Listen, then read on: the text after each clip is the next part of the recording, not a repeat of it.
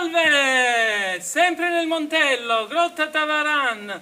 Qui siamo proprio nel profondo, negli anfratti della roccia. È una roccia carsica, le cosiddette doline. Guardate, la vegetazione arriva quasi a creare una barriera, una porta d'ingresso della caverna. Queste caverne sicuramente avevano...